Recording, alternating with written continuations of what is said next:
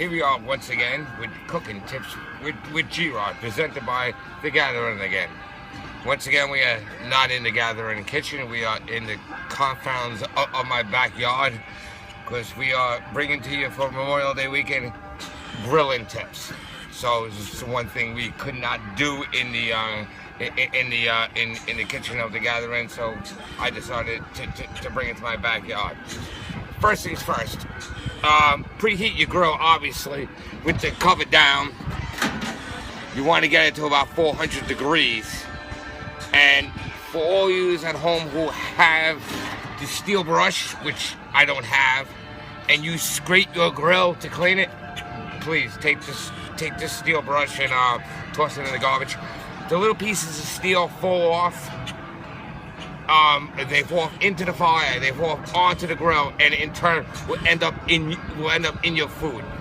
If you heat the grill to a high enough temperature, to over 400 degrees, you can take a rag and just wipe along your grill, and this will clean it. If you do it after you're done cooking, you shouldn't have a buildup of any kind of food on your grill.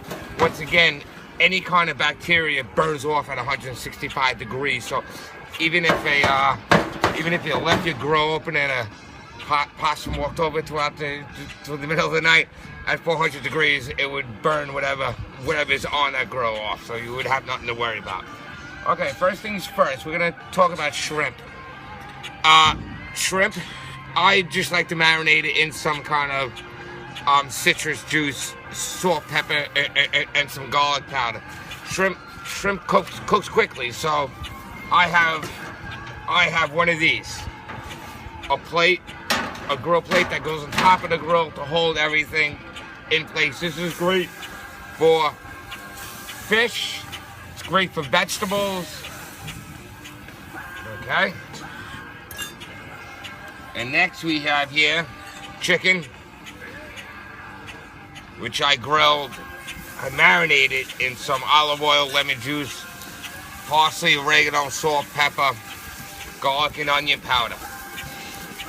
And our third piece, which I'm taking off my gloves now because I want to discard when I touch the chicken, is a piece of beef. This is a piece of skirt steak, which I had. And this marinade is very simple. 1 part red wine, 1 part olive oil, salt, pepper, and some chopped up garlic, and that's all you need. Marinades are pretty much basic. All you need is something simple like that with the beef, the olive oil, the red wine, the salt, pepper, and a crushed of garlic. You don't need to. A lot of people marinate it for up to 36 hours or 2 days. A marinade to beef only penetrates the first quarter of an inch.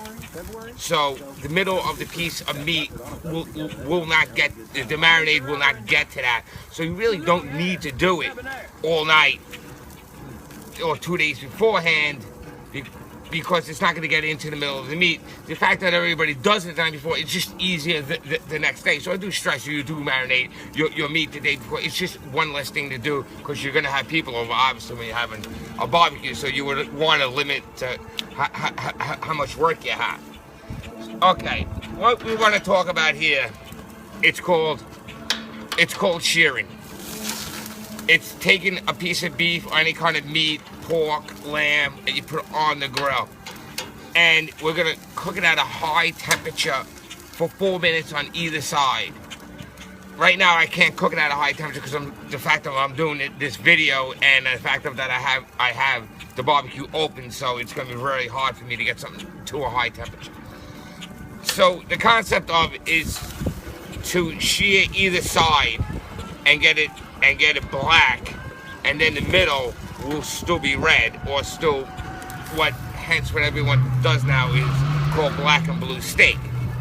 Okay, me personally, I would just rather cook a piece of steak on one side for 4 or 5 minutes, and then flip it and then cook it again for 4 or 5 minutes and have it a little pink in the middle. The concept of shearing shearing nowadays is, once again, back to the 1/4 inch of a piece of meat. The bacteria on meat is only within the first quarter of an inch. The middle of the meat does not have bacteria.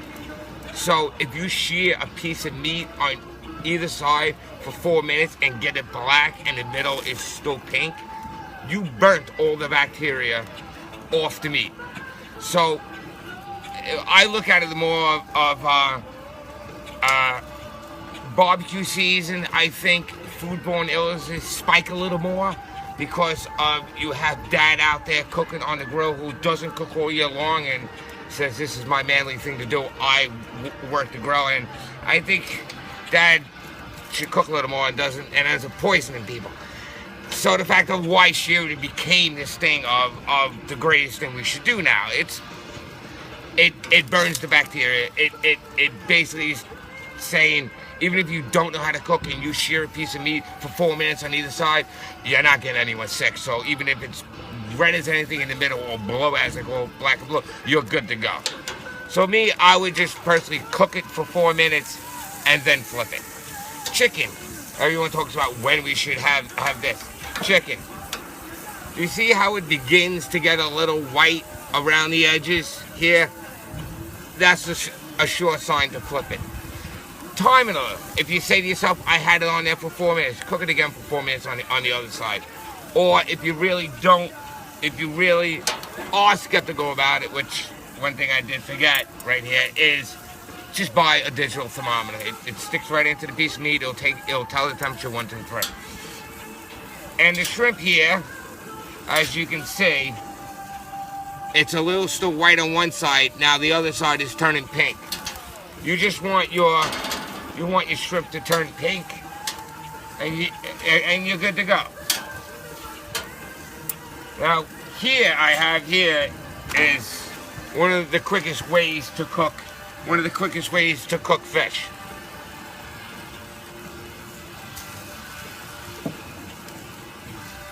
Is if you just put it into a piece of tin foil with some lemon juice, orange juice, any kind of citrus.